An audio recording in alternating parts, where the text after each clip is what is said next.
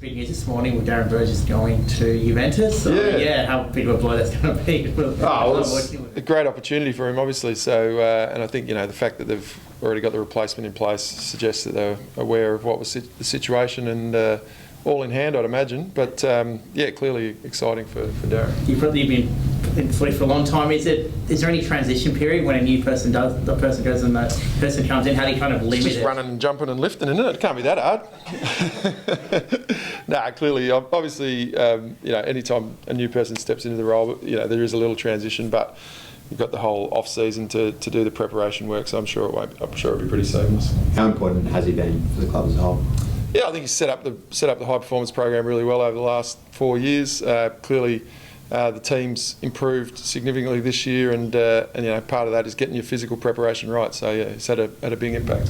Speaking of people important to the club, Ebony Marinoff, 100th game.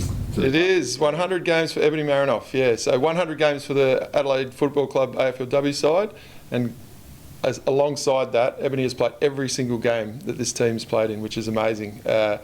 Resilience, ability to play through adversity, and clearly her performance over many years has been outstanding. So it's an exceptional achievement, and she's the first in the AFLW to reach that milestone alongside Alianis up in Brisbane. Do you have a favourite Ebony moment?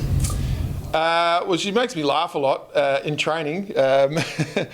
Usually when she's trying to bounce the ball, but no. Probably even on the weekend, we were in a bit of a hole at three-quarter time, but just her capacity, just to will herself to get to contest and force her way into the game, and then obviously to help her team win. So it's just that unbelievable competitive drive that she has, which is probably the standout feature, which you see on game day, but you also see it on the training track. You probably hope she plays for many more years, but how do you think she's going to go down in the history of the club, but also the history of the women's game as well? Yeah, I mean, in time they won't remember, and they'll just look at the stat sheet, and the stat sheet is unbelievable. So it's 7-time All-Australian already.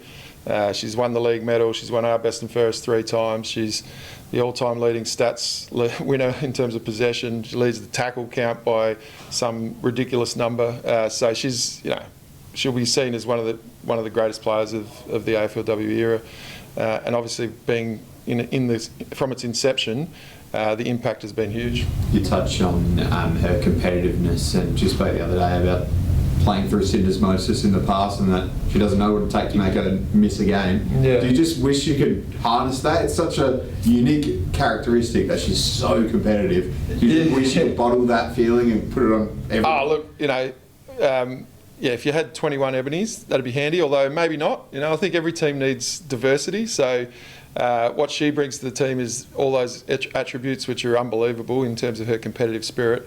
But then you do need to balance that out with great teammates around her. And I think probably she'd acknowledge that she's grown a heap over the journey as well. So she's a much more polished player than she was when she started, and probably we've spoken about the competitiveness, but probably the other feature that stands out is the work ethic. So I don't think I've seen anyone work harder in terms of trying to improve herself every year.